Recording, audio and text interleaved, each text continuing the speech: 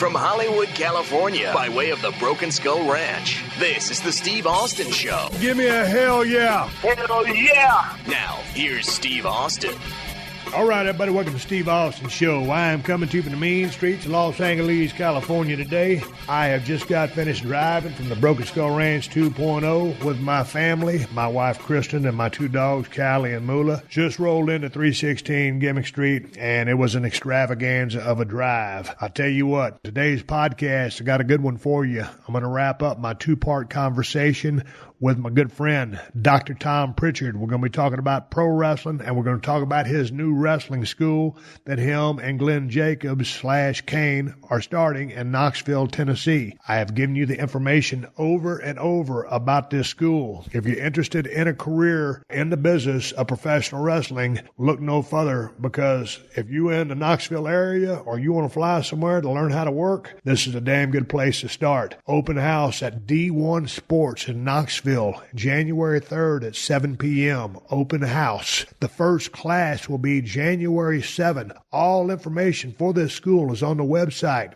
jpwrestlingacademy.com.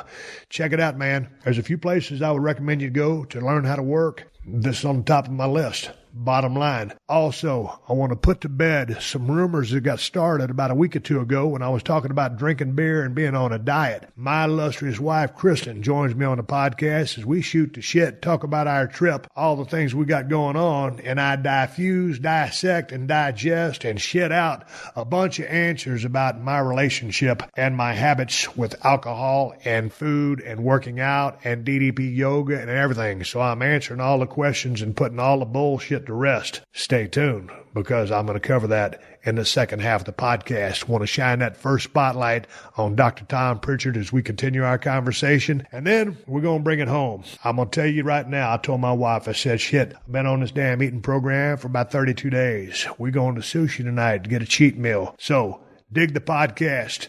Send me a suggestion, comment, or question to questions@steveaustinshow.com if you got any kind of comments or want to ask me a question or ask me to talk to somebody. And that's the bottom line. Let's kick it up. Let's start it up and put this motherfucker in motion.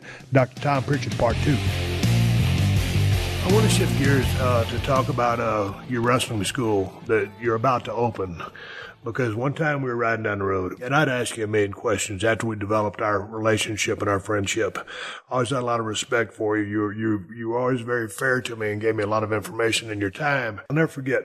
It's one of my trademark stories, which I've told a million times. But we were driving down the road, and I think you might have been driving at the time. I might have been riding shotgun, but prime time was in the back seat. And you looked at me. Maybe I was driving. You said, Steve, what's so stunning about Stunning Steve? And you asked Brian, primetime, what's so primetime about Brian Lee? And that was the first time. You know, hell, I was just trying to be a pro wrestler. I wasn't thinking about a character. I wasn't thinking about a being. I wasn't thinking about my relationship with the crowd, what the crowd thought of me, who I was, that they could think of me or form an opinion of me. I was just trying to be a wrestler. I was caught up in the mechanics, the 101 stuff, and then get to the psychology, a couple different layers of that, but I wasn't a character. When you asked me that question, that was a story that I'd never forgot, and I didn't have an answer for you, because when Dutch Mantell made up Stunning Steve Austin, he had given me Steve Austin, which I rejected because I didn't want to copy the $1 Million Man, the $6 Million Man, right. And but going out, I needed a name, so that's what I come up with. So anyway, I'm Steve Austin, but dude, I go through my career, and I'm not thinking anything about being a character, and you're the first person that made me think about that. Your desire to start up this wrestling school. Do you remember that conversation first? I actually do, yeah, because when I asked Brian, he said, like primetime Deion Sanders. I said, I don't get it. And a lot of wrestling fans may not get it either, because I don't see that in what you're saying. And I do remember that, just thinking, because that was at a stage in my career where I think if that was 91, I think it was early 90s, I'd hit 30, and I'd been wrestling for about 10, 11 years. And I think too, at that time, Jerry Jarrett opened a wrestling school around Nashville, and I'd gone down and just helped out and just just tried to teach. And you really don't know if you can teach until you do it. You don't know if you're a coach until you do it. You know, I have my way, you have your way, but the right way and the only way does not exist. There's one way to do it. There's another way to do it. It's like ice cream, different flavors. You like Rocky Road. I like strawberries. It's all good. It's just what works. The thing with that is all of a sudden, you know, I know what I should have done early in my career, but I didn't do what I needed to do. And one of the things I say is you do whatever it takes. Well, I did whatever it took to get in the business, but then once I had these opportunities in front of me, I was in a bad place. What I was asking you guys is because now I've seen it through the years, and I'd heard it and watched guys change gimmicks different times. Taurus Bull was one of the guys. Juan Reynosa changed his gimmick a couple times just out of the blue. So now I started thinking, Stunning Steve, does it resonate? No. But you got to find out who you are. The ringmaster? No, it's not it. So all of a sudden, you find out, and I tell guys this all the time now too, watch movies, listen to music, read the paper, just read books, read something. You might find one thing out of 20 movies or 30 books or a million songs, but you hear that one thing that resonates. And that's pretty much what happened with you, right? I mean, you guys are sitting there watching TV and Yep. And all of a sudden, falls into place. Well, then you find out who you really are, because that's who you really are. You're a redneck from Texas who likes to drink beer. And you're not a bad guy. Even at this stage of your life, again, that's what makes you you, with that uniqueness of understanding how much of an influence you are on this business to this day. And yet you can still understand what it's like when you first started. And I think, again, it doesn't matter what you say to people, but it does. They'll always remember how you made them feel. And that's not everybody has that quality or ability to do that. That's a huge thing in wrestling, is communicating with people, communicating with your fans, with your audience. And during the 90s, man, you took it by a storm. Once you became Stone Cold Steve Austin, and once things fell into place, my God, you were the first guy to work with Vince McMahon. Think about that. If I can tell a story real quick about Vince, because we used to train. He wanted to train sometimes at 11 o'clock at night just for this match with you, and he was going to get juice. I don't know if it was the first match or second match, but I had to make his blade that night. So I'm making Vince McMahon's first blade, and he's never done it in his life. Okay? And he's working with the hottest superstar in the business at that time. So he gets juiced during the match, and I come back, and I would never go into Vince's office. Never unless I was really needed to go there. I didn't really need to go there, but I was so happy for him that he got used the blade that night. And I went back. I said, what a job. That was great. He goes, I never had to use it. I said, what do you mean? He goes, no, he cracked me hard way. Look at here. Look on the top of his head. He hit him with the chair, split him wide open. But, that was the kind of guy he was. He was ready for the blade, but once you hard weighed him, he didn't need it, I guess. You were the guy that was training Vince back in the day when I was working with him? I'm the guy, man. I never knew that. Oh, I thought you did. My God. Go to the studio, and again, I had just moved to Stanford too, not that long, maybe a year, 2 years, I guess. Whenever you worked with him the first time, I don't remember the year, but we would come to the studio where that ring was, and they hated us there because of all the bumps. But sometimes he would want to train at 11 o'clock at night because he'd been working all day. So I was on Titan time back then, and I worked with the boss. And in fact, we even, for the cage match where he took the bump on the table, we measured that out at the studio, and he got up on the cage, had the cage on the ring and everything. We measured it, and we put the bump pads and everything else. He took the bump. I think he took it like 3 times, said, I've got it. And sure enough, during the match, he bounced on the table, didn't break. But that was in Memphis at the Pyramid, and I remember that St. Valentine's Day Massacre, and he told me about taking that bump, and I didn't have any knowledge of it until that day. And I was okay, so here's how it's going to go down, and I was going to bounce his head off that top of that cage, and he was going to spring back and land on that table. Now, had he landed just 6 to 9 inches further in towards the center of that table in that sweet spot, he'd have been just fine. Yeah. But he didn't. He kicked as hard as he could, but he landed right on the edge, that spine of that table, which is the worst place that you could land. Yeah. Dude, I was up there on that cage. I saw his head whip down. It was like I was watching it in slow motion. Right. It was like the cell, my cell on his bump was like a chute. I'm thinking, Jesus Christ, are you shitting me? Yeah. Did this just happen? My question to you is, and I give Vince all the credit in the world because I don't know what your relationship is with the man, but and mine is good. I just always respected the fact that Vince would do absolutely anything to give the fans their money's worth. He wouldn't ask anybody to do something that he wouldn't do himself. And he wasn't a natural-born athlete. I know his dad never really wanted him to be inside the squared circle. He wanted, he barely let him get into to promote. The only reason he let him get into business was he was having a hard time promoting Bangor, Maine.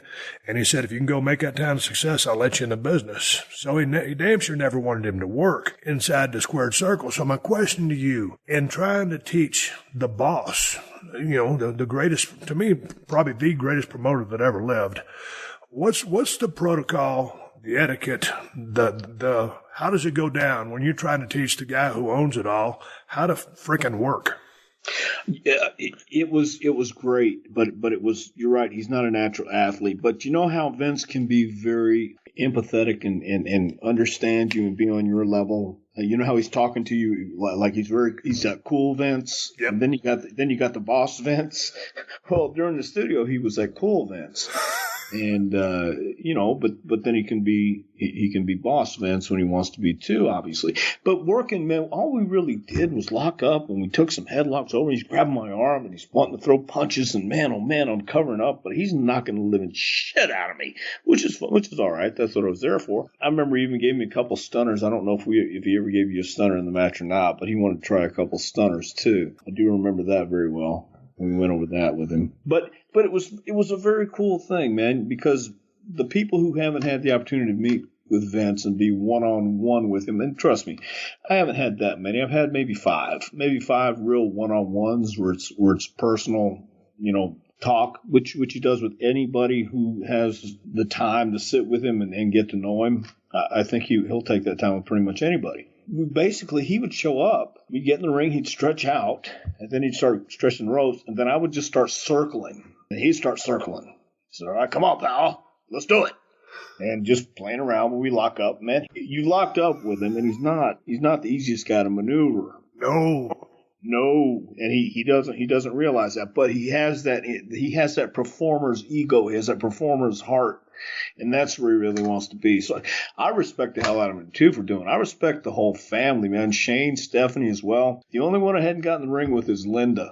And I think she's doing just fine. But, yeah, it was a very cool thing because, like I said, sometimes we'd be there late at night. And I'm wondering, like, when the hell are we going to finish up, man? And he just kept going and going. So that's part of his work ethic that you got to respect. And the thing about working with Vince, going back to that St. Valentine's Day Massacre at the Pyramid, the guy goes to sling me into the cage. And dude, if you and me are working and I'm going to run you into the cage, I'm going to grab the back of your neck, maybe just a handful of hair or whatever in the back, but I'm just going to basically guide you. And there's going to be a little bit of force, but you're going to take your own bump. We got out there that night. It was sold out. That crowd was red hot. They were ready to see Stone Cold and Vince McMahon in a cage match. And boy, I guarantee you know how it is when you walk out there, dude. I mean, like that was your happy place. And when that place, blew for me, that was my happy place. And, we just live and die for that. But I'll tell you what, the adrenaline was in Vince so much. He basically ragdolled me. And it's that kind of, it's like, God damn, dude, let me take my own bump. But he would throw me so hard, I couldn't take a proper bump for him. Yeah. Now, he did give me turnbuckles, and I told him to stop dragging, but I guess he never got it, man. So, yeah. Hey, this is Adam Carolla from The Adam Carolla Show. Bet Online continues to be your number one source for all your football betting action. Bet Online has more ways to get in and stay in on action. With the latest odds, news, and scores, even live in-game betting. From every NFL and college game to MLB, UFC, and NHL. Futures as well. BetOnline remains your choice for sports wagering info. Head to the website today and take advantage of their industry-leading VIP program. with level up bonuses and weekly cash boosts. In between games, head over to BetOnline's casino with all the top Vegas-style games, including poker and live casino. BetOnline. The game starts here. So when are you going to start the wrestling school up? And tell me about this love to teach, because, not everybody makes a good teacher. Obviously, you do, and you're a huge mentor on me in my career. So tell me about the need or the interest to start up this wrestling school. Well, what happened was Glenn Jacobs was running for mayor, and this has been about 2 years in the making. He came to me one time and said, all these guys are opening up wrestling schools, and I've got this house in Dandridge, and it's just sitting there. I'm wondering if we can put a ring in the garage and maybe have people stay at the house, and just come from the house, go to the garage, train, and start something, start a school. And I said, I don't think so, man. I don't know. We went down and looked at the garage, and it was too small. So there's a guy by the name of Devin Driscoll here in Knoxville. He owns a place called D1 Sports. I trained him to wrestle about 10 years ago, and he and a guy named Mick Drake are a tag team. Booker T loves him. Diamond Dallas Page gave him his finisher. So they're going all over the country working this stuff. But he owns D1 Sports here in Knoxville, and it's a beautiful gym. And he said, man, I would love to have a program here at D1. So we got together, Glenn and I, and talked to Devin, and we came up with this idea. And starting January 7th in Knoxville, I'm going to have a 16-week course. So go January 7th through April 26th at D1 Sports Complex in Knoxville, Tennessee. We have an open house January 3rd at D1, where everybody can come out at 7 o'clock, and we're going to talk about the wrestling school and what to expect and answer any questions they have. Because it's you paid for a wrestling school in Texas, right? Correct. And like you said, you had 25 people, one ring, 2 instructors, 1 day a week, 2 days a week. 1 day a week. Well, this is going to go 5 days a week. I'm going to be the instructor. We have a limit on 20 people. We have a 20 by 20 ring coming, which is the size of WWE, WWF. I keep saying WWF, WWE ring, and most of the major companies. We also, here's what we're going to offer. We're going to have, let me turn this off. Tom Prichard owes everybody on my podcast a beer. Please keep going. There we go. Thank you. Okay. Like I said, 5 nights a week, Monday through Friday. We're going to go 6 to 10 p.m. We're going to have 1 hour scheduled for strength and conditioning by this guy, Kyle Hayes, who used to be a former NXT trainer in Orlando. His brother, Sean, still trains in Orlando. Kyle's a real good guy. Just to help people stretch out. You get the strength and conditioning program, the same thing they're doing for NXT. And then we're going to have 3 hours of wrestling. We're going to have 1 night a week for the character development, like you were talking about, what makes you you? Why would you connect, or how would you connect with anybody? Why would anybody care about what you do? And how does that happen? So I'm going to be doing the training. After 16 weeks, you'll get a certificate saying you completed 16 weeks of professional wrestling training under my guidance, and everything, all the information that you need to know, and you can contact us at jpwrestlingacademy.com. It has the pricing, it has the address for D1 in Knoxville. We invite anybody from out of town to come down and just see what we're about. There's plenty of hotels. There's a Visit Knoxville video on the front page. Our webmaster's done and did a real good job with it. But starting January 7th, the first class will go through April 26th, 5 nights a week. That's about it, man. jpwrestlingacademy.com. Going back to my first days trying to learn the business in Gentleman Chris Adams School, he had one other guy, a Spanish wrestler named Chico, a little bit more on the luchador side of the game, but a great instructor for tumbling and just learning how to bump. We were there on Saturday mornings right after that television taping, and I think the class lasted about 2 hours. There was 1 ring. It was about, I think it's probably about an 18-footer back in the day. It could have been 20. I think it was 18. Yeah. And there was 25, 30 of us with 2 instructors and 1 ring. So 1 ring is fine, when you're trying to just, go on, from turnbuckle to turnbuckle with your tumbling drills, taking a flat back, stuff like that. But 2 hours. So what you've got going And this is only 1 day a week. As you know, Tom, when I went to that USWA territory, and you're working a minimum of 5 to 6 times a week, 7 if you're lucky and get a chance to work at Sunday, you really pick up things a lot faster just because of the repetition. Just repetition. And in working out there, you always got to change your shit up because, some of the marks are following you from town to town.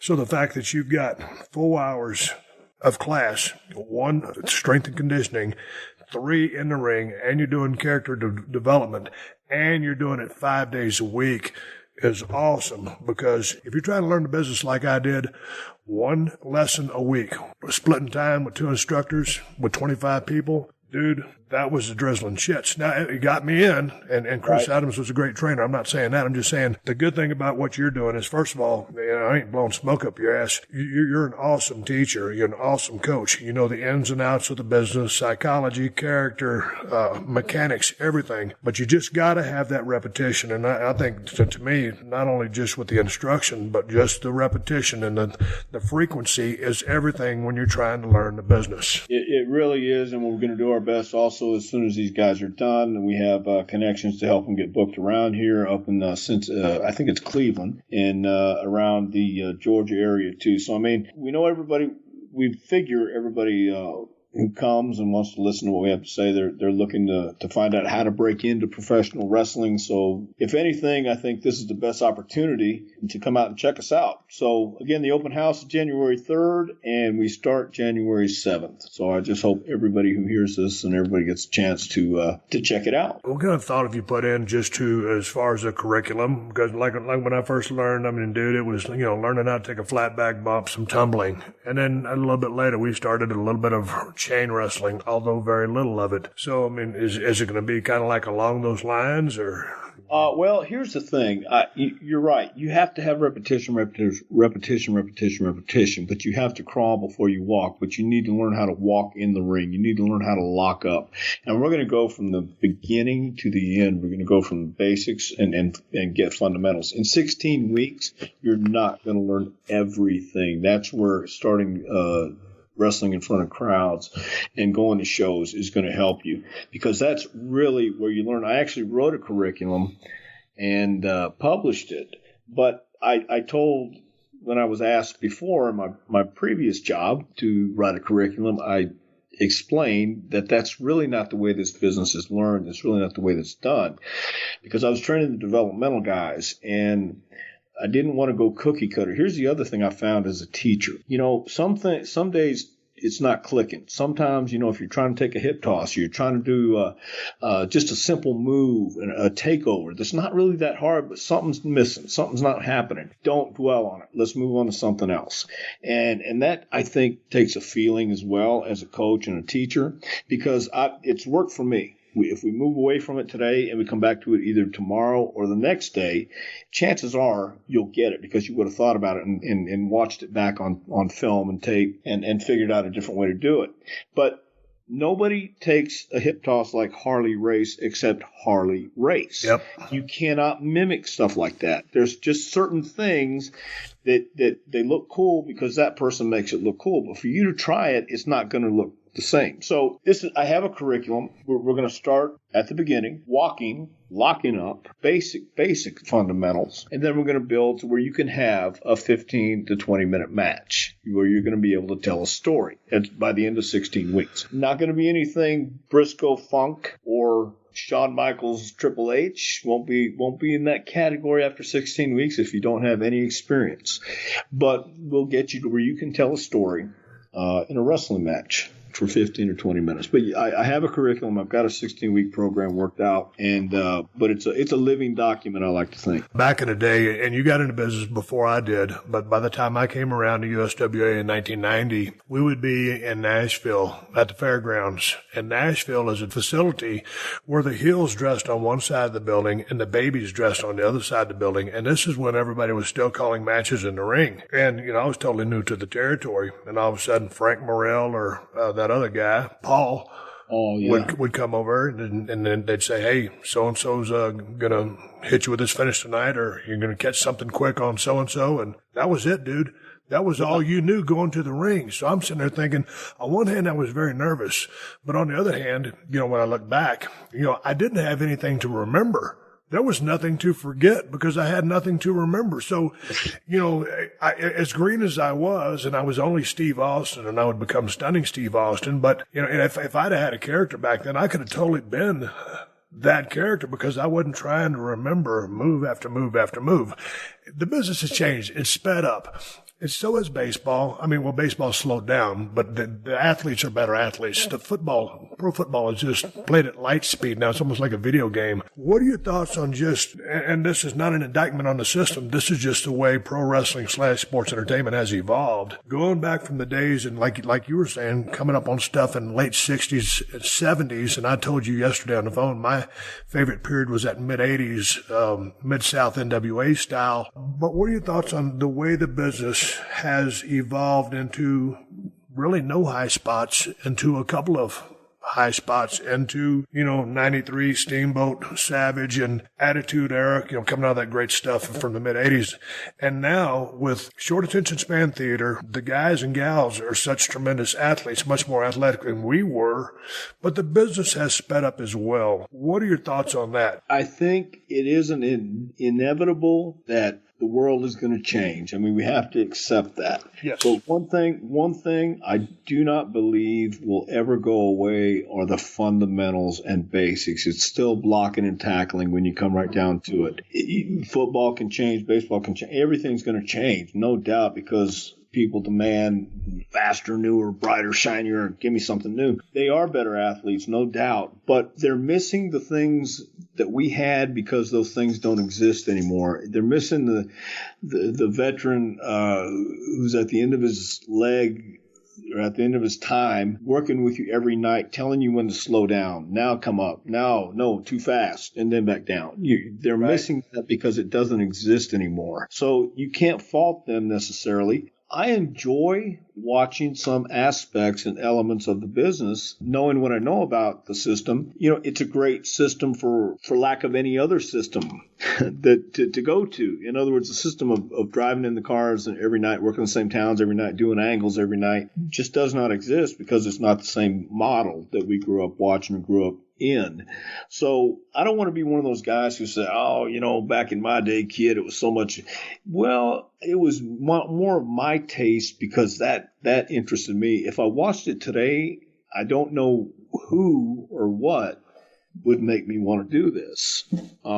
Would it be the lights, the glamour, the glitz? I don't know, man, because there wasn't a whole lot of shiny stuff watching West Texas and East Texas wrestling. It was just some badass, crazy-looking guys coming to the ring. Now it's more better-looking athletes, no doubt. Better in shape, no doubt. Is there feeling there? At times, yes. But there's other times when I'm not so convinced. And I think you should be able to convince everybody all the time. Here's a question for you. Going through everything that you've been through, the highs and lows, how long did you last in the ring, Tom? How long was your career actively? Actively, I think in 96 when I kind of see, because I just had a match this year, which is terrible. And it was horrible because I damn sure can't work.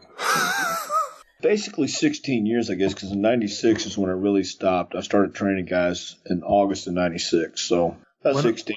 Okay, I made about 13. I guess I added in there a period for neck fusion. So I don't know, solid, from start to finish, I don't even know exactly how long I lasted. But when I got out of the business, I was forced to retire. When I got out, I was 38. I wasn't ready to retire. I was ready to keep going. All I wanted to be in my life was a pro wrestler. And here I was one. And then I had to ride off into the sunset. So once I got out of the business, I didn't have an exit strategy. I was no different than so many of the other guys. And, a lot of guys get caught up in the wheels of the grind and they're no longer with us. So it took me kind of 3 years personally, or actually, I've said this before, but I just hunted and fished and drank a whole lot just to kind of, I didn't have anything to fill that void. When you got out of the business, dude, because like you were talking about at the beginning of the podcast, You're wired pretty different if you want to do something extreme, like be MMA fighters. You're wired a little bit different. Yeah. Pro wrestlers, wired a little different. Truck drivers, I mean, anything to a degree, or really, in general, I guess, wired specifically for that task. So guys like us, when you come off that, that adrenaline rush, the gypsy lifestyle, the rock and roll lifestyle, everything that goes with it, sometimes living like a friggin' Trojan, and then it's gone. How did you, what I call it is returning into being a civilian again. Now I'm not one of the boys anymore, I'm a civilian. How long did it take you to return to, whatever is normal for Tom Prichard? Well, yeah, see, because I never really had a normal life. That's the whole thing. That was the hard part, because I tapered off in 96, and that's when I wasn't wrestling full time anymore. I started training, going on the roads, wrestling with the guys, working with the guys. I was training sometimes. So even when I got released, because I was still training the guys, so I was still in, but I got released, twice. And this last time, it took me a little longer because I was so used to being around it and so used to doing what I was doing. And it took me good, probably about 3 years too, because you're not calling everybody. I stayed in touch with a couple people from there, but then again, when you don't see everybody all the time, you don't talk all the time, man. It's just everybody gets busy doing things. And, it is one of those things, even to this day, you're still wired different just for the fact of what you've done. And I think about that. I never really had a normal life, no matter what, growing up or eventually when I got to, especially when Mark Lewin came into my life, I thought, oh my God, Jesus, if this is the way it's going to be. But Lewin, because he was so far out there and I knew about him and King Curtis, he would tell stories about King Curtis and he would tell stories about the cookie. Those memories really haven't left me. I still consider myself, again, like you said as well, you're still part of the business because it's just something that's in you. As long as you're alive, I think that's going to be a part of it. Maybe not the main part anymore, but at the same time, it was something so much ingrained in me for all my life that I don't think I'll ever fully get that feeling out of me. Man, I had some high times and low times on the road like a lot of the guys did. And then, finally I got out of the business. And the woman I ended up marrying was never a professional wrestling fan. And she was a special education teacher. And some of her students brought a calendar to class. And she saw me in the gym and asked my buddy, my training partner who ran the gym, hey, is that Stone Cold guy? And yeah, we trained together. And she said, do you think he'll come read to my students? Well, I don't know, ask him. Anyway, 14 years later, we're together. One of the greatest things that ever happened to me. As we were trying to get set up for this podcast, I heard your wife in the background. How long have you been married? We'll be married 18 years December, man. Holy cow, how'd you do that? I was a member of the He-Man Woman Haters Club for the longest time. I really was. You saw my picture everywhere. But it's a funny story. She's the Dirty White Girl's sister. I hadn't seen her in years, and then one night I was calling the Dirty White Boy from Stamford. I was in Connecticut, downtown Stamford, if that tells you anything, at the Biltmore, right across from the Stamford Mall. Have you been to the Stamford Mall? Yeah, I think I have. I think you have too. Anyway, so I'm right down there, if that gives you any idea where I'm at. And I called Tony's house, and she answered the phone because she was staying with Tony and Kim. She had been in a bad marriage, and so anyway, I started talking to her, and I thought, she sounds nice, and she's like 27 at that time, and I thought, why don't we get together one night? And she's in Tennessee, and I'm in Stanford. Well, I flew in a weekend, flew in on a Friday, had to fly out to go to the towns on a Sunday. I was working TVs at that time as a producer / agent. How about that? Anyway, so we met, we hooked up, and we, after about 2 years of long distance relationship, I said, hey, I'll be in Charlotte December 20th. You want to get married next day? Or December 19th, whatever it was. I flew because we got married because I was in proximity to the town in true wrestler fashion. So we got married, and in 18 years, this is probably the best one. You're right.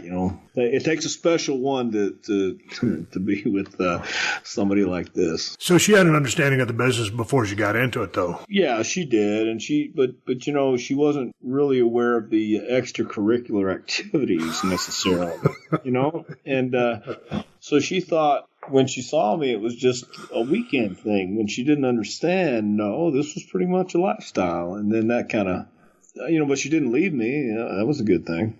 So I guess because she's been with me this long, she's probably the best thing to happen to me, because I would have been dead a long time ago. You really think so? I wasn't planning down a deep hole. I wasn't planning to live to 30. I mean, Jake says that a lot, and other people say that a lot. But there was a time when it got pretty sticky. What'd you do to come out of all that? My wife, it was one of those nights where she was in Tennessee and I was in Stanford, and I fell asleep on the phone, and she didn't know what was going on. So here come the ambulance and took me to Stanford Hospital. The next day, Shane called me and says, "You have 15 minutes to pack a bag. You're going to Atlanta." I said, "No, I got to go to King of the Ring in Fresno." He goes, "No, you're going to Atlanta." So I went to Atlanta, and they put you in a special place there. And 2 weeks later, Eddie Guerrero showed up. I said, "Oh, thank God you're here, man, because I'm going crazy." And so we spent that summer in Atlanta. It was at TRC, Talbot Recovery Campus. And I had to spend another little bit of time, too. But, that's what I'm saying, man. Sometimes you get caught up in things, and you don't know you're in that rat race until all of a sudden a bigger rat passes you, and you go, "Oh, my God." Yeah, it's an interesting business with a lot of interesting things that you can get yourself into. Last question. You and your wife have known each other for obviously a long time. The few people that you are close with, are you like me? Like my wife, we don't speak carny to each other, but she knows kayfabe. She knows my basic general wrestler's vocabulary. And it's like when I'm talking with someone who's never been around the business of wrestling, I can talk without using wrestling terms, but I find that I like using them. Like my longtime friend Ted Fowler down at my ranch, he knows, if I say, "Dude, is that a shoot?" He knows is that real? Right. So there's a few people that I, will, they may know 5 or 10 words, whereas my wife probably knows 20. Are you like that? Yeah. Yeah. Isn't it nice? Yeah, it is. That's how I knew this one was a keeper, because you just, when I said, "Hey, would you give me that gimmick over there, please?" Yeah. She knows exactly what I'm talking about. You know what I mean? "Hey, how about that Fernum over there?" Yeah. How about that Snavis by the quay? Yeah. Anyway, yeah, she gets it, man. So, I mean, she would have left me a long time ago if she didn't. I'm convinced. Tom, it was good catching up with you. I know that neither of us are actually, phone call every single week kind of guys, but definitely like to stay in touch with you. And once you guys get the wrestling school up and running, man, if you want to come back on the show, dude, and talk about it and give us a progress report, man, I'd love to have you back on. Yeah, that sounds great. I really appreciate you having me on. I've been wanting to talk to you for a while too, but I'm happy for everything, man. That you have the opportunity, like I said, to go hunt and to have the freedom to do whatever you want to do is a great thing, man. Thank you for having me on. I really appreciate it. Tom, best of luck with the wrestling school, and I'm going to, in my open, I'll cover everything as well, and in my close, I'll cover everything as well. But anyway, hey, Tom, good talking with you, and best of luck with that school. Brother, I appreciate it. Thank you, Steve. Just when you thought summer couldn't get any hotter, Pluto TV is turning up the heat with thousands of free movies.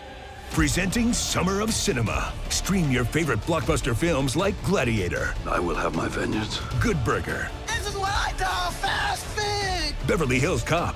The Girl with a Dragon Tattoo. And Julie and Julia. Bon appetit. All for free on your favorite devices. Pluto TV. Stream now. Pay never. This is the Steve Austin Show. All right, everybody, welcome back to the podcast. Just wrapped up my conversation with Dr. Tom Prichard talking about all things professional wrestling and the fact that him and Kane, Glenn Jacobs, opened up a wrestling school over there in Knoxville, Tennessee. Shit, I'm going to fly down there and put on a seminar, Kristen. Let's talk about our day. Good morning. Good afternoon. How are you? I'm great, Steve. We made it back to Marina Del Rey safe. God damn, we're both about halfway lit. I mean haggard. I don't mean high or drunk. And we'll talk about that in a minute. All the damn rumors been floating around on the damn internet. I want to clear some shit up. Hell, we got up about 4 a.m. this morning and started guzzling down coffee. Threw all our shit in the Yukon XL and hauled ass. Running radar. We took it pretty easy, made good time. Yeah, well, here's the thing. Callie, our black lab, she's a year and a half old, and she's always used to going everywhere with me, so I always put her in the shotgun seat. Well, when we get ready to come home as a family unit, I like when my wife rides shotgun because she can sit there and navigate. We can have a conversation and all that stuff, and every now and then she'll try to take a little cat nap on me. But when Callie gets in there, Moolah loves to lay back on her bed. Moolah will sleep the entire way.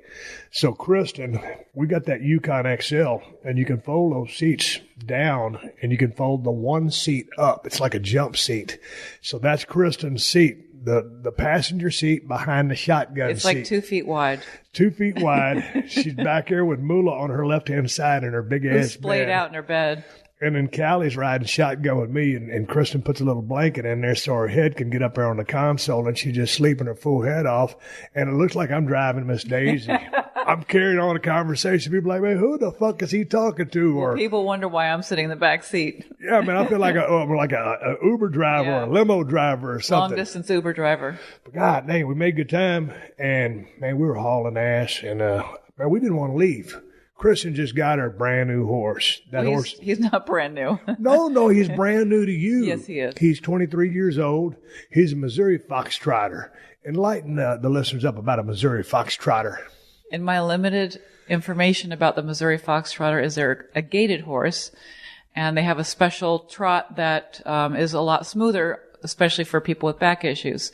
So I got lucky because I do have back issues, and he's a smooth ride. So. And the best thing is he was free. The people gave him to us. Yeah, usually a free horse never means free. So it's really not technically free because I already paid for his physical. I have to get a farrier to come out and take a look at his hooves and get his feet, his teeth looked at. So it's technically not free, but I didn't pay for his... We didn't pay for him. We got him for free. Yeah. You go, well, we'll do our due diligence. It's almost like having a new pet. Yeah. It's like, like you think, okay, I call my buddy, my doctor down there in San Antonio, Jimmy, and I said, hey, Jimmy, is a 23-year-old horse too old? He goes, oh, hell no, Steve, they'll live a long time. He goes, man, that's a good horse. And he is a good horse. Oh, he's got good training. Yeah. He's really mannered. He's mild. We love him. Yeah. But, most time when you think, okay, when they said that they were going to give us a horse, I'm like, okay, what's the catch? This motherfucker ready for the glue factory or what? And the horse lovers all around the world are shrieking in horror.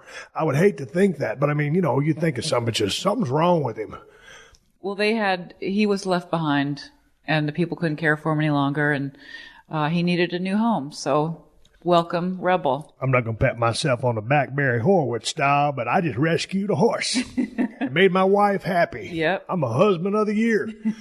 Man, I didn't feel like leaving Nevada. You come back, goddamn, we was hauling ass. We screeched in. Well, first of all, when we left, it was 11 degrees. It was 11 degrees. Hell, it's 83 outside. Yeah.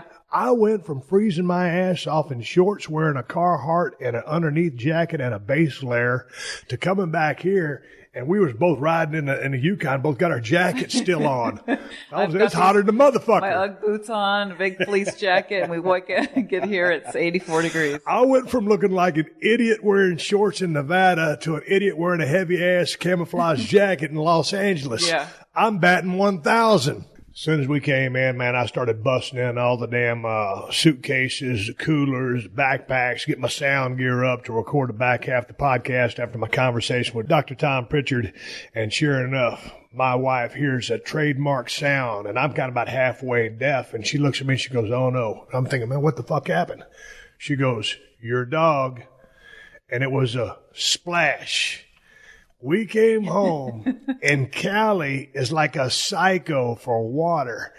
and she had to jump right in the swimming pool. Yep. And normally all of our older dogs wait for us to give them permission to go in the pool, but Callie don't give a fuck. Whenever she wants to go in, she jumps in the pool. So, of course, she jumps in, makes a couple laps around the hot tub, jumps in the big pool, just starts swimming around like a shark. And then she comes in and waits by the door. So I dried her little ass off and brought her back inside. But this She deserved to swim. She deserved to swim. She's a good dog. Yeah. But anyway, now that we're all settled here in the house, I want to go ahead and take a little bit more time to address in depth all of the bullshit rumors that started on the interweb a week or two ago. Interweb? Internet. Same shit. Website, internet, it's shit. It's kind of like a Randy Macho Man Savage thing. He's called it, what do you call it, the Interscope or the TV scope or whatever it was. All the damn rumors came out all of a sudden, said, man, shit, Stone Cold Steve Austin has given up all alcohol and started smoking medicinal marijuana and all kinds of horse shit. Here's it. I had so many headlines, and I read this one. This was from thefix.com. Stone Cold Steve Austin gives up trademark beer chugging. The legendary WWE star has given up alcohol and taken up yoga. It goes on to say Stone Cold Steve Austin announced on his podcast, The Steve Austin Show, that he has given up beer. The WWE wrestler announced to fans that he's doing it for his health, that he hasn't had a drink in over 2 weeks. And it goes on to quote me, and at that time I hadn't drinking in 14 days. At this point in time, I haven't drinking in, 32 days. And then it says also, quitting beer isn't the only way the WWE legend is boosting his health. He also told listeners he started Diamond Dallas Page's DDP yoga program. Okay, it goes on to say about no alcohol, hitting the weights, doing my yoga, doing my weights. He also told listeners about another change, though one that's less in the interest of his health and more about trying something new, medical marijuana. I went on to share a story about when I borrowed a joint from somebody and we passed through the Sierra Blanca check station and I can smell that damn dope in that damn cabinet like a damn bloodhound. And I'm thinking, man, we're going down. We're getting busted for one fucking joint. Anyway, I tried the damn joint. I tried to smoke dope a time or two way back in my wrestling days. It wasn't shit. Wasn't my cup of tea. But back to the alcohol. I never told nobody. Kristen, how long have I been doing this podcast? 5 years? Yep. Over probably almost 550 episodes? Well, people like to take snippets of what you say and make a story out of it. So you quit alcohol, took up pot, and Start doing yoga. Pretty soon you're going to be a vegan. Yeah. Driving a Prius. So There's a lot of things I'm not going to do. One of them is driving a damn Prius. what about a smart car? Oh, man. We was coming in on the damn, what was it, the 5 or the 405 earlier, and I got behind a Hyundai Accent and a smart car, and I'm like waiting back behind both of them. I'm thinking, one of these motherfuckers has got to get out of the way, and I figured, okay, the Hyundai Accent has got to have a little more oomph than that smart car, so I get behind the Accent. Then the smart car decides to ease Pedaling off. away. Yes, I put my damn blinker on, changed lanes, sashayed around that motherfucker, and hauled ass and passed the smart car, too. Anyway, left most of my trail of dust. Back to the rumors. Yeah, back to the rumor. Hell, man, I ain't give up no damn alcohol. Kristen, how long have we known each other? Since 2004. How many times have I quit drinking alcohol? Every time you go on a diet. Okay, why'd I quit every time I go on a diet? So you can lose some lbs. So I can lose some lbs. It's common sense. Let's go into the macros. I talked about these last Tuesday just for a split second. Right now I'm taking in about 2,700 calories a day. I mark it all on my Chronometer app, which I highly suggest to anybody if you're on an eating program. Tracks all your macros, protein, carbs, and fats. And I'm within 150 calories plus or minus of 2,700 calories. So I'm dropping weight. So Kristen, if I'm taking in 2,700 calories of protein, carbs, and fat, and I'm trying to be at a caloric deficit, is there room for a bottle of wine? Calorically. Absolutely not. Is there room for 3 Broken Skull Ranch margaritas? Really, absolutely not. Is there room for 2 or 3 Broken Skull IPAs? Nope. There ain't room for shit. I feel like I'm on Jeopardy. Yeah. My wife loves Jeopardy. She loves Jeopardy and Wheel of Fortune. And those shows are so old. They just renewed both of those shows for big money. Oh, good. There was like a bidding war for them. And my wife always turns those things on, and I'm like, I only turn them on when you're not in the house because I know you get irritated irritated. That Jeopardy, that theme song, I dare it. Let Metallica redo that motherfucker, or Black Label. Dun, dun, dun, dun, dun, dun. Anyway, there ain't no room in my diet for alcohol at this point in time. I didn't swear off alcohol forever. Why in the fuck would I do that? I enjoy alcohol responsibly as an adult, and so therefore I will probably drink until my final day on earth. But when I'm trying to meet a deadline, if I'm trying to get in shape, then I've got to eliminate the alcohol if I want to burn fat. Because if you do drink alcohol, you're probably going to go in a caloric surplus. You're probably going to get the munchies. You lose the inhibitions. You'll start raiding the refrigerator. I've been there and I've done that. And if you drink alcohol jumps into the front of the queue in front of fat to be burned off first because your body treats it as a poison. So, ding, ding, ding, ding, ding. Hello, McFly. That's why the fuck I stopped drinking alcohol temporarily. Temporarily. 5-syllable words. I ain't gonna quit drinking for the rest of my life. Kristen, I'm in the beer business. Do you know as this podcast drops on November 15th, it is the official 3-year anniversary of the creation and release of Broken Skull IPA, a collaboration of myself and El Segundo Brewing Company. 3 years. The beer is highly successful. It's the best damn IPA in the United States of America. I'll never forget when I met Rob Croxall. We started talking. We enjoyed each other's company, and we were on the same page. And then we sat down over a table, just the two of us, and there was 12 to 15 beers there. And as we started tasting those beers back and forth, I was telling Rob how I like this, too much IBUs here. This one rolls on too fast. This lingers too much. I don't speak technical beer language, but I didn't need to because Rob understood what I was saying. He had a legal pad and a pen, and he was writing shit down. So we finished up the session. I got an Uber ride home because I wasn't in no shape to drive. Rob went back to his house, which is only a few blocks away, and put together the formula for Broken Skull IPA. We went down. I helped mix all the ingredients. We brewed it. And about 3-4 weeks later, we was ready to try that shit out. And I was nervous, trepidatious when I went in there because I'm a little bit of a perfectionist. And I'm thinking, man, if this shit ain't right, I ain't going to put my name on it. It might take us 7 or 8 goes at this. It might take us 2 years to finally come up with a formula that I love. I drank that fucking beer, and I had to kind of just double check because it was so damn good. I didn't want to jump the gun. And I looked over at Rob, and I said, that's a good fucking beer. No, you said that's a good damn beer. No, I didn't. I said, that's a good fucking beer. This is the Unleashed show. Uh-oh. And I said, hang on. I took one more pull. I said, man, that's a good fucking beer. And it was labeled. He had 2 test batches, and this was labeled when they were doing the research on it as 231. So this was kayfabe batch 231, which was going to be Broken Skull IPA if I approved it. And so anyway, I went home and I slept on it for a little bit, and I woke up the next day and I called Rob and I said, you know what? I said, man, we could probably try to play with things a little bit, but I think we'll fuck it up. I said, well, let's go with that formula. And Rob, direct quote to me, he goes, Steve, he goes, I'm glad you said that because if you hadn't said that, I was going to use it for another beer. That's how good it is. So anyway, long story short, to get back to the subject at hand, I'm in the beer business. I drink beer. I love beer. I'm well known for drinking beer on television in a former life as Stone Cold Steve Austin. I think you should drink all alcoholic beverages or anything that's going to alter your personality with moderation and be safe. I just, on a podcast 1 or 2 ago, I dropped my Broken Skull Ranch margarita formula, a formula that was probably, 10, 12 years in the making. Probably so. Because we've been brewing those things up ever since we owned the ranch. Yeah. And I can make chicken salad out of chicken shit any old day of the week. You can bring some of that sorry-ass margarita mix and give me some Patron Silver or whatever the fuck it is, some low-grade dog shit tequila, and I can make it taste pretty damn good. But I handcrafted this bitch. Dude emailed me. I've been getting a lot of emails talking to me and complimenting me on that Broken Skull Ranch margarita mix.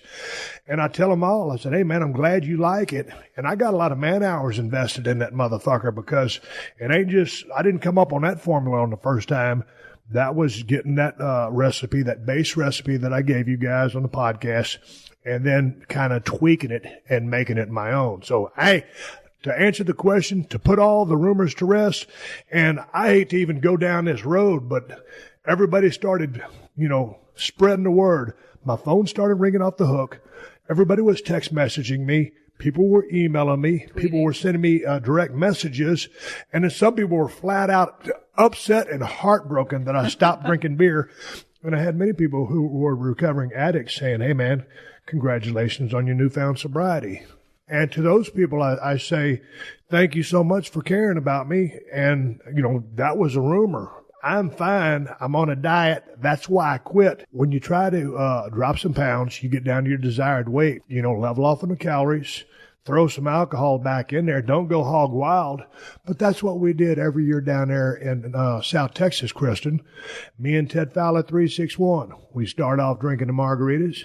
After the hunt, we go to the Broken Skull IPA. And after 2.5 months of that, we go back to L.A., and I look in the mirror and I say, who the fuck is that? And my wife has to hear me singing the blues about that shit for 3 months while I burn it off. Yep. So long story short, end of story. I quit drinking temporarily to reach a goal weight. I did not quit drinking temporarily to improve my health or because I was in harm's way. And as far as the medicinal marijuana goes, I ain't a dope guy. I tried smoking some dope. Didn't like it. A long time ago. End of story. So now I'm like stone cold sober. Austin 420 says I just smoked a joint. Nah, that was a damn bullshit story I told about the check station, which was a true story. And that was the end of that story. And to go back down the yoga thing, a lot of people can't believe shit. Stone cold, the hell-raising, ass-kicking motherfucker that ever kicked ass in WWE, stomping mud holes and walking them dry. He's doing yoga? No, I ain't just doing yoga. I'm doing DDP yoga. And the thing about the DDP yoga is it's like a calisthenic workout with yoga built in. It's like Dallas took yoga and made yoga work for his program, his protocol. So then when he gives it to you, like on a 7-day free trial you can sign up for, like when Dallas came over here at the 317 Gimmick Street and put me through the workout, I was using chairs and blocks to keep my balance.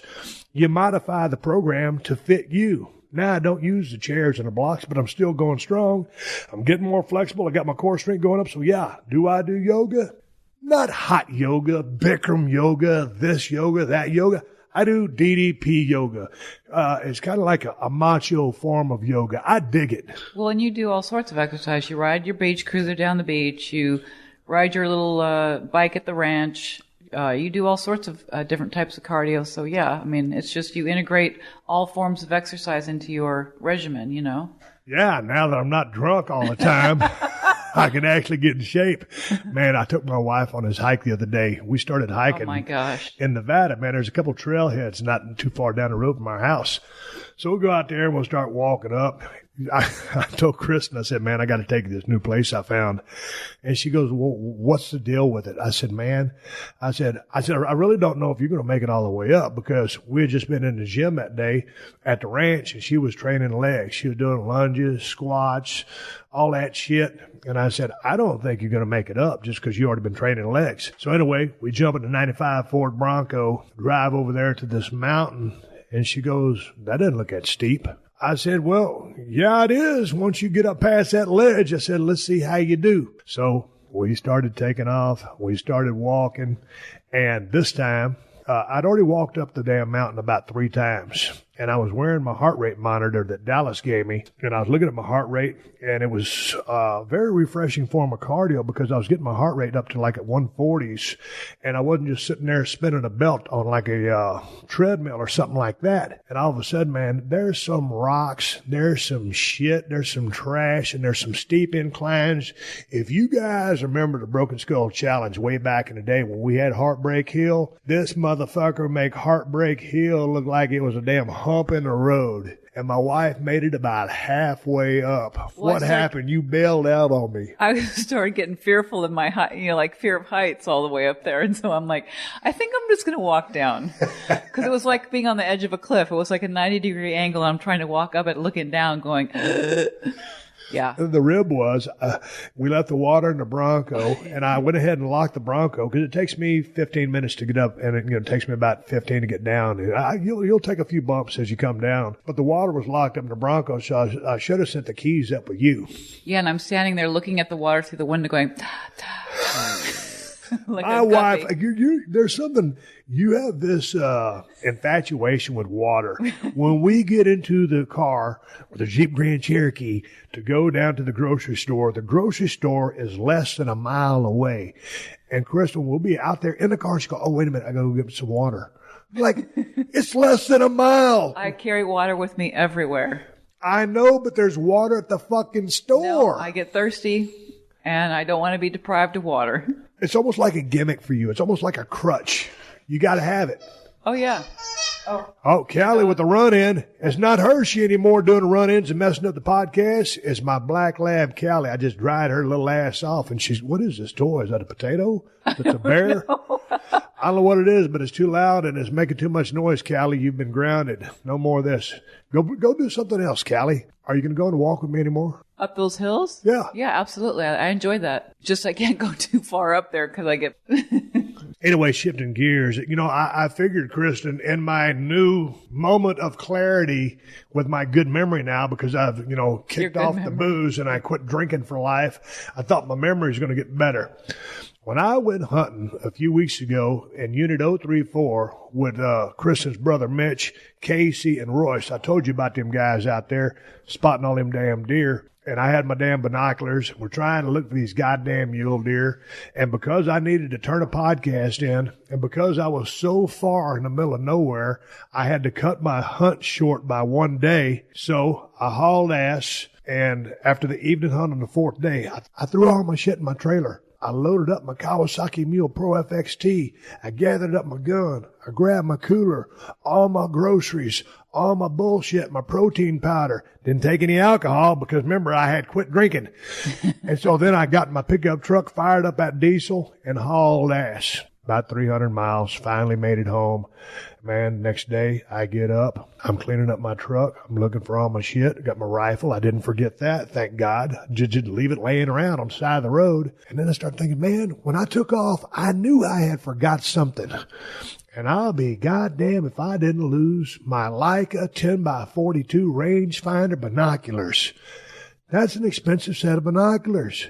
When you get a good set of glass, that glass is supposed to last you for the rest of your lifetime. I've had those binoculars for about 12 years, and all of a sudden I can't find those motherfuckers. And then I go into my gym. It turns out I thought I was going to try to work out because I was, at the deer camp. Since I wasn't drinking, I'd be able to get a little workout in. So I took my 2 35-pound dumbbells down there to keep my swell on. I didn't touch those goddamn dumbbells the whole time, but I took them out and put them in the parking lot. Then I had my 2 6-gallon gas tanks for my Kawasaki Mule, and I forgot those motherfuckers down there. So I called my brother-in-law, Mitch. He won't answer the phone. I said, Mitch, is there any way? I said, you found my binoculars, my muffler, my gas cans, and all my shit. And he goes, man, I'm in California. I had to go take care of some business.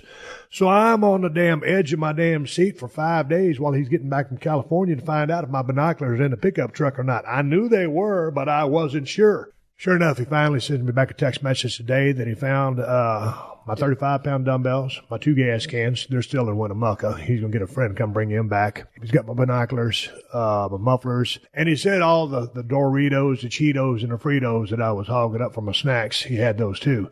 I don't give a shit about the Fritos. I need my binoculars back. I cannot believe I forgot half my shit up there. I can. It was the pressure trying to turn this award-winning podcast. And I saw Callie carrying your case around, so I figured, well, why would she be carrying the case around without the binoculars? I know I saw that case, and I'm like, okay, where's the binoculars? And I never put them in a case unless I'm traveling. Once I get them out, and then I'm done.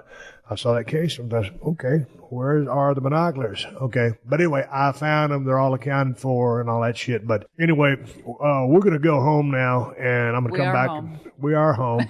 Well, we're at our home in Marina Del Rey. I'll tell you what, it was hard to leave there because Yes, Kristen, we have 2 horses on the property, Kristen's horse and there's a friend of ours' horse. And they're kind of starting to bond a little bit. And Kristen goes out there and does some groundwork with them. And she's starting to ride her horse. What's your horse's name? Rebel. Oh, Rebel. We were thinking about changing the horse's name because we didn't name it Rebel. But if you change your horse's name, it's bad luck. we can't have no bad luck. We got enough bad luck. If it wasn't bad luck, we wouldn't have none at all. Man, she was heartbroken having to leave Rebel today.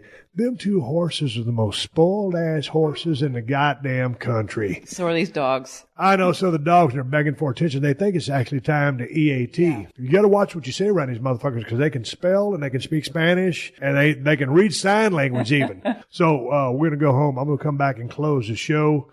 We're back in Southern California for a couple of weeks. And then, dude, I thought we was going to see all kinds of smoke from the fires, but the Santa Ana winds have pushed all the damn smoke out, so it's relatively clear out there. If you didn't know anything was going on, you wouldn't know it. No, just the freeway is a little bit more crowded today. Freeway was crowded as shit. Kelly wants to be on the podcast. I know she does. And then, so it'll be interesting. I was planning on going out to Malibu later on this week, and because there's some business I need to take care of out there, so I think I'm gonna get a view of it firsthand.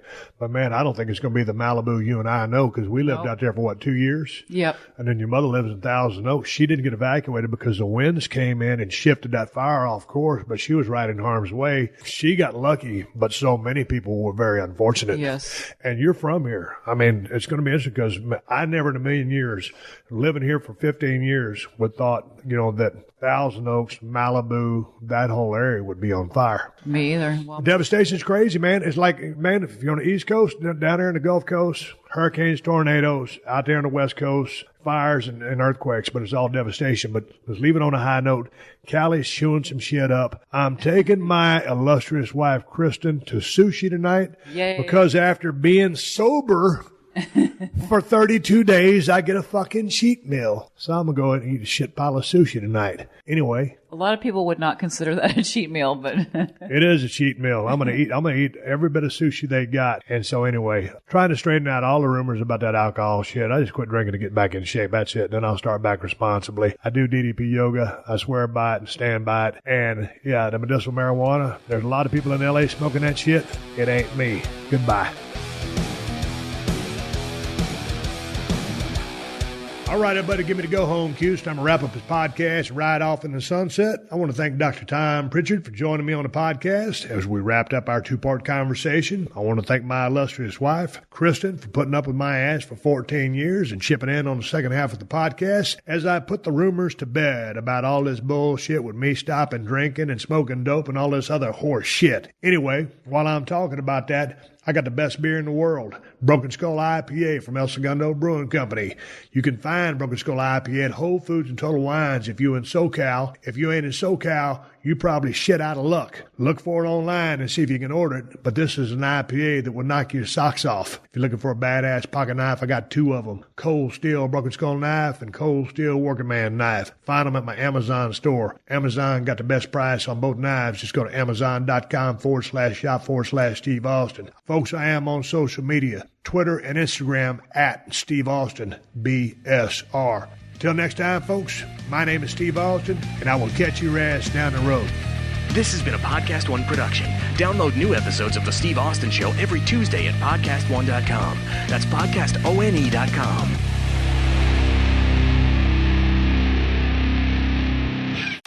Just when you thought summer couldn't get any hotter, Pluto TV is turning up the heat with thousands of free movies. Presenting Summer of Cinema. Stream your favorite blockbuster films like Gladiator, I will have my vengeance. Good Burger, This is what I call fast food. Beverly Hills Cop, The Girl with a Dragon Tattoo, and Julie and Julia. Bon appetit. All for free on your favorite devices. Pluto TV. Stream now. Pay never.